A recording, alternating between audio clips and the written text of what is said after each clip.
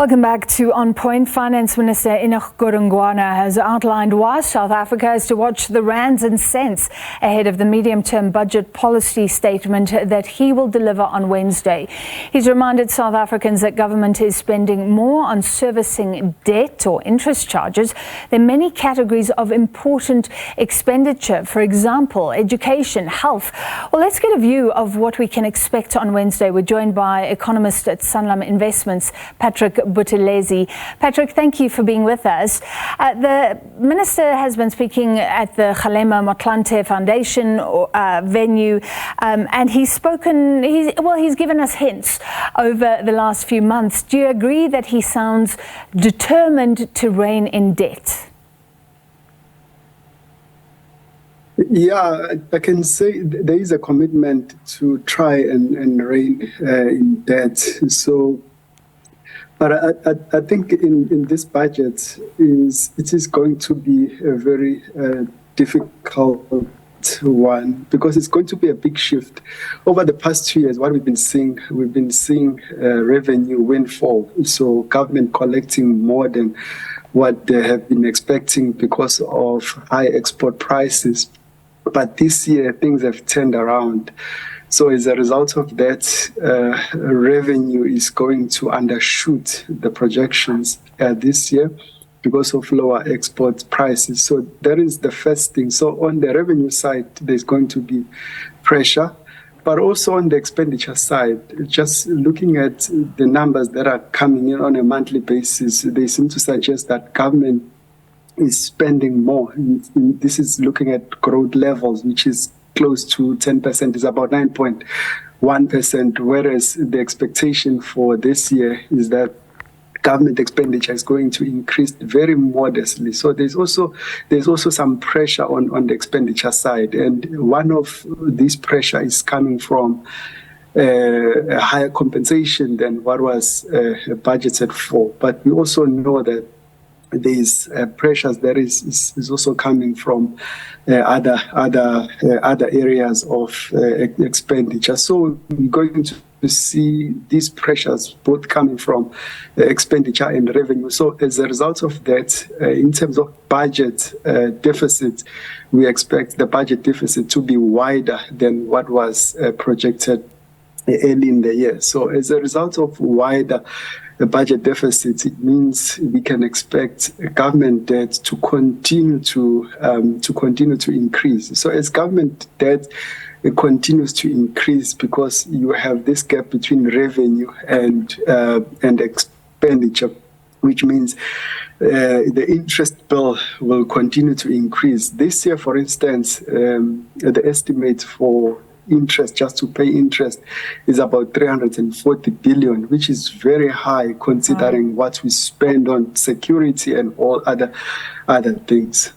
Yeah, and that's the point that's always made, isn't it? If we weren't paying off that debt and those huge interest costs, that is something we could allocate to health or education or the police, like you say. Now, if he's too careful, if there's a lot of austerity, as it's called, do you agree with economists who say that could be very harmful? That could hurt the economy. We already have so much poverty. One economist, Duma Obule, said that would be a suicide mission.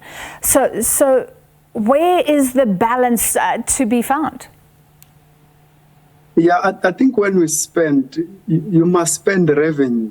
So if you are not collecting enough, because just like an individual, if you don't have enough money to spend, it is not ideal to spend what you don't have, of which in this case we don't have enough, clearly. So what it means is we must reduce expenditure. So by reducing expenditure, spending on itself is not a problem, especially if you spend on areas that increase economic growth. Because the biggest problem that we have in South Africa, we are here because economic growth is very low. So if we were spending on areas that are lifting growth potential, because if you lift your economic growth potential, so which means you expand your base where you will source your tax revenue from, But the problem is what we've been seeing in South Africa, the kind of expenditure has been